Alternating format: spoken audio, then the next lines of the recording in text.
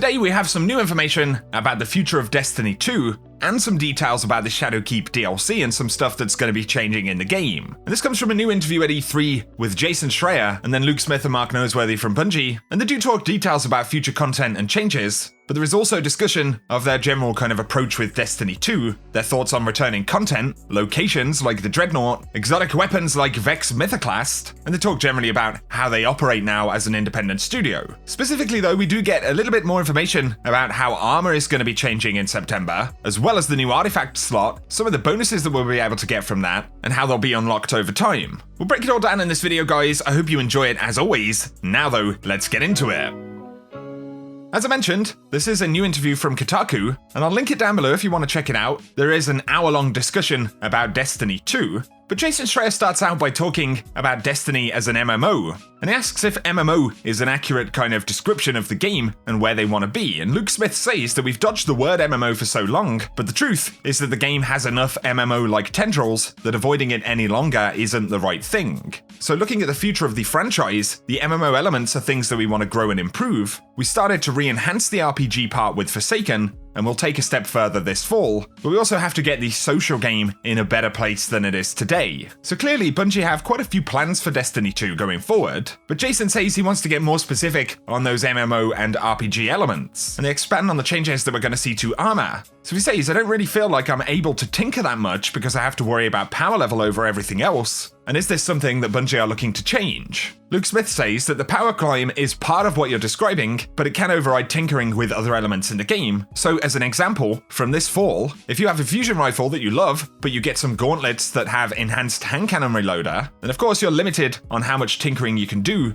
and we're stuck with that RNG element. But he says that in the future game, we're going to collect the modifications independently of the armor. So armor is going to come as a base thing with some stats on it, and we know that intellect, discipline, and strength are returning, but we'll still be keeping mobility, resilience, and recovery on armor. So those are going to be base stats, but otherwise, the armor piece is essentially a canvas for a series of modifications. And they refer to Tier 12 back in Destiny 1, and the devs say they're looking forward to seeing what the community does next with that. But then of course separately, you'll find mods, and he says that this is essentially adding different mods to your collection as you go. So I found this new set of armor, and then I got an enhanced fusion rifle loader perk. Now I'm going to get the energy up on my gloves and slot that in. He does add finally that the power game is still going to be important, but this is a big opportunity to refine it. So in summary, armor pieces in year 3 are mostly going to drop without any bonuses kind of slotted in them, but all perk slots are pretty much going to behave like mods. So we'll have a system that's similar to what we have now, but that enhanced fusion rifle loader or hand cannon loader perk in future is essentially going to be a mod in itself, so that we can completely create a set of bonuses on a piece of gear. Obviously that is really, really cool, but Luke also mentioned having to upgrade energy on the piece of gear in order to slot the mod in. We can see that in this screenshot right here. So we've got arc energy, and it's on tier 8. There are a couple of grayed out mods that we can see there as well, so perhaps different tiers are associated with different mods, but nonetheless there will be an upgrade process here.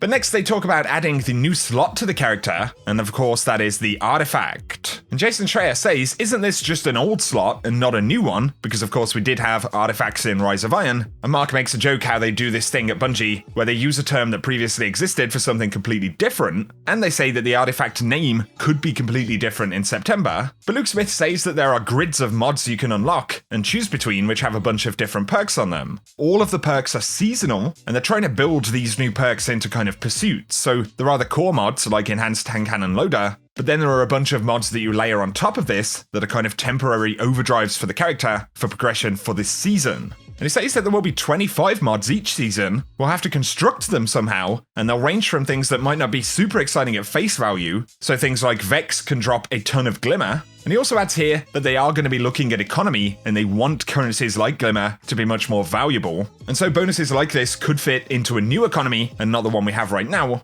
But he says the mods at the end of the columns are going to be a bit more impactful. He says it won't be this exactly, but things like throwing a grenade creates the melting point style effect on enemies. And of course that does sound a lot more like an RPG heavy mechanic. So that's just one example of what we may be able to do with this. Imagine that, you're on your Arc Hunter, You hurl an arc bolt at the boss, and it essentially applies a melting point style buff to it. Of course, he's not super specific on what these bonuses will be, but that is just one example of something that they're working on. So the artifact will definitely start out with less potent bonuses at the beginning, but as we upgrade and unlock those higher tier slots, we will get the more mechanic heavy bonuses. So let us know your thoughts about that, but now they talk about other potential future content and Bungie's plan for the game. So Jason says the moon and the Cosmodrome are returning, anything about the Dreadnought. And firstly, Luke corrects him, we'll only see the start of the Cosmodrome in the New Light mission, and it's not a fully explorable destination. But it goes on to say that I would put Dreadnought in a general category of worlds where I want to know what's happened to a bunch of places in Destiny over the last few years. We know that some bad stuff went down on Dreadnought, and it's still up there, and that's the opportunity I was talking about earlier with Destiny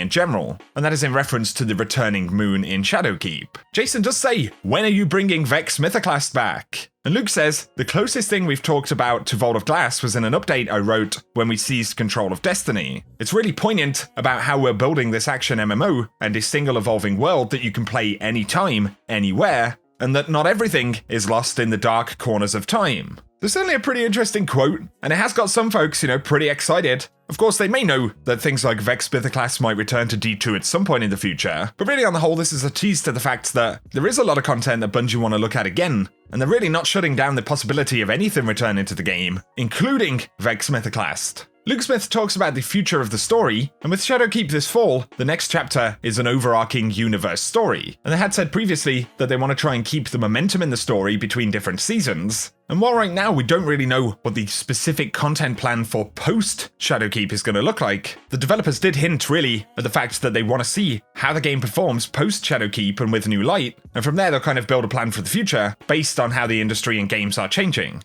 Jason Schreier talks again about how Bungie have strongly implied that Destiny 2 is the game for the foreseeable future, and he does say Destiny 3, if it ever happens, won't be for a while, right? Mark simply says our work with Destiny 2 is not done, and that has been the kind of recurring answer to that question. But on the subject of supporting D2 for a long time, Jason did ask, how do you keep adding to a game without running into the problems of file sizes and stuff like that? And Mark said, it's definitely a real challenge. We're up to 93 gig for install right now, and there are technical limitations to the platform that for the moment we're butting our heads up against the wall with. So they are looking at a bunch of different stuff right now, different optimization, working with platforms, but they don't have a specific answer on how this could look, 6 months or a year down the road. He does say, we don't think we can grow the size of the game indefinitely. That's for sure. So there is going to be a technical limit on how much content Bungie can continue to put into the game, and hopefully we're not going to hit that for a little while. But on the subject of cross-save, which we did receive a few more details about this week, including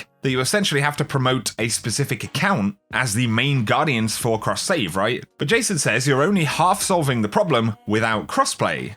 And Mark says that it's definitely part of achieving that total vision, but it's what we can afford to do on top of time and resources. Crossplay is definitely something that we talk about and are building plans around. Can't say when it'll land right now though, so that sounds like a very real possibility of crossplay being a thing. But in terms of making content for Destiny 2, Jason asks, is it fair to say that you're happier with lower profit margins and a lower player base than what you might have had a year ago? And Luke says, we're going to be happy when we get to keep making the thing.